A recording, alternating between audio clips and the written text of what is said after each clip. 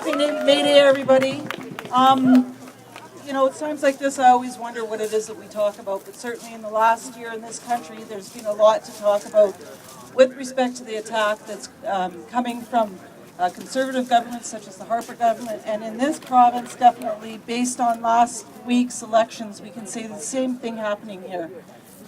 This time last year, actually, the Canadian Union of Postal Workers were in a struggle with Canada Post. They had made record profits in 2011, the first record profit in 16 years. It was the highest they ever had.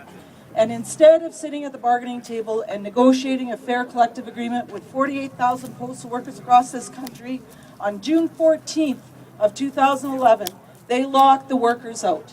They sent us back. Their claim to the conservative government was that they could not afford it. Well, they got a lot of money back for 14 days worth of wages that they did not pay to the workers that were responsible for delivering mail and providing a public service to the Canadians of this country. Now, we fast forward 1 year later, we're still dealing with the fact that they put us back into back to work legislation. Their claim, because they needed to do it because we were a necessary service, they told us, Tim Uppal, Conservative MP in Sherwood Park, claimed to us that he was part of making the fair back-to-work legislation that all postal workers would be proud of. And one thing I have to say here today is that Tim Uppal is still at the top of the hit list of the postal workers of this city right now. And he can expect that we will be starting to go out and visit his town hall meetings and make sure that he remembers that there are postal workers in this country that will not forget what he did to every single one of us.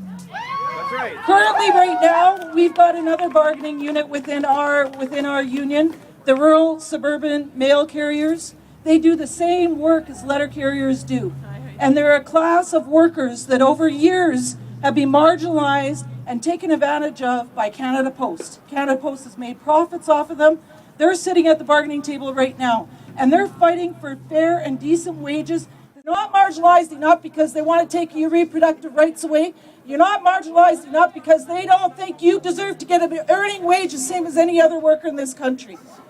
So all I can say is today I'm proud for everybody that's come out. I hope we're there tomorrow for the rally with the Dene Alliance. There's many people right across the country that have been having struggles.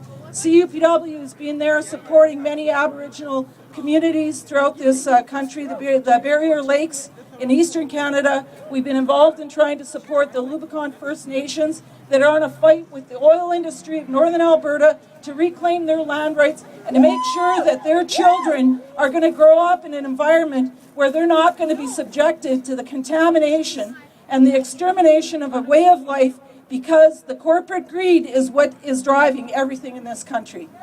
So thanks very much, brothers and sisters, and we'll see you sometime soon.